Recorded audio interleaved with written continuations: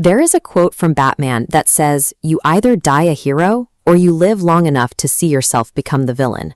4 years ago, the world celebrated with pure joy when Lionel Messi lifted the World Cup in Qatar. The greatest player of all time had finally secured the one trophy that always seemed to slip through his fingers. Fast forward 4 years to MetLife Stadium. The final whistle blows on the 2026 World Cup, and suddenly, a devastated Messi is public enemy number one. The exact same player who spent his entire career being praised for his quiet humility was now facing a global backlash, branded by fans and media as a hypocrite and a sore loser. To figure out how the most universally loved player in the sport destroyed his global goodwill in exactly 48 months, we have to look closely at the matches, the referee calls, and the shifting context around him. For years, the biggest complaint coming from fans back home in Argentina was that Messi was actually too polite. When matches got heated, he kept his head down. He lacked that fiery, win-at-all-costs aggression they loved in their ultimate idol, Diego Maradona. That changed in 2022. Under manager Lionel Scaloni, the entire Argentine squad became fiercely combative, and for the first time in his career, Messi leaned fully into the dark arts of the game. During a chaotic 18-yellow card brawl against the Netherlands, Messi deliberately celebrated by cupping his ears directly at the Dutch manager, Louis van Gaal. Shortly after, he interrupted a live television interview to taunt a Dutch player off camera. Normally, insulting an opponent on live TV and provoking the opposing bench draws heavy criticism. Instead, fans and the media overwhelmingly praised him for finally showing some fight. The public gave him a free pass. The world was so heavily invested in seeing this desperate, aging icon complete his fairy tale ending that they were more than happy to overlook the toxicity. By the time the 2026 tournament kicked off, that context had completely evaporated. Argentina arrived in North America as the defending champions. The underdog sympathy was gone. The backlash started in their very first match. Just 30 minutes in, Messi launched a late, studs-up challenge into the back of the Algerian captain's calf. The referee only called a foul, showing no card, and VAR stayed entirely silent. 2 weeks later, a U.S. striker was shown a straight red card for a nearly identical challenge.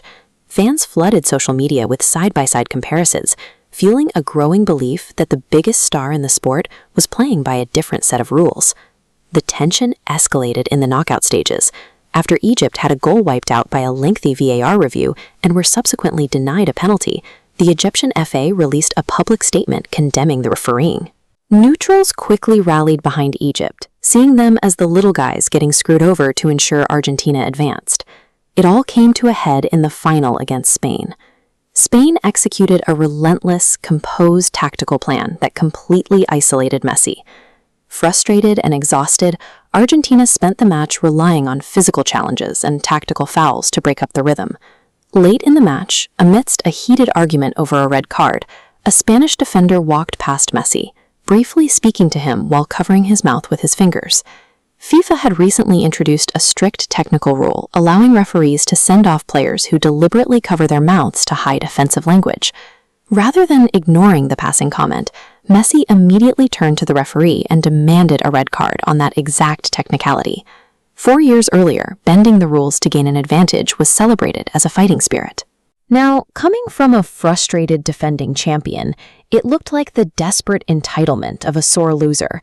To fully understand Messi's mindset in that moment, you have to look through the lens of Argentine football culture, specifically a concept known as Viveza Criolla.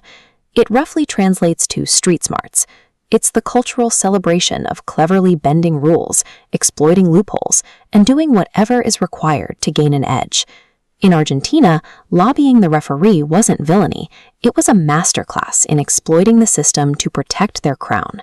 Messi didn't actually change his behavior. He deployed the exact same aggressive tactics he embraced during the 2022 run. The only thing that shifted was the global audience's willingness to tolerate it once he reached the mountaintop. When you examine football history, this kind of temporary outrage rarely sticks to the greats. Diego Maradona literally scored with his hand in a World Cup knockout match, and he is still worshipped as a deity. Zinedine Zidane headbutted a player on national television, directly costing his team a World Cup final. Yet today, he remains an untouchable global icon. The modern outrage machine is incredibly loud, but history is written by the victors. The controversies of the 2026 tournament will eventually fade, and Messi's legacy as the greatest to ever play the game will easily survive.